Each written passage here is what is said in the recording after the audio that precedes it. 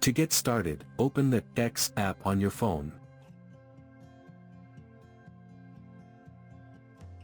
Tap the messages icon at the bottom of the screen to access your chats. Next, open the chat conversation where you want to send the voice message. You will then see a wave icon inside the message box. This is the voice recorder. Press and hold it to start recording. Start speaking while holding it. Your voice will be recorded for up to 140 seconds. If you slide your finger up, the voice message will be sent. And if you slide your finger to the left, you can play your recording, pause it, and then choose to cancel or send it.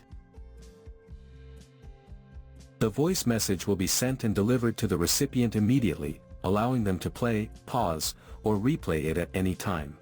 By sending voice messages, you can communicate quickly and effortlessly, making your conversations more personal and expressive.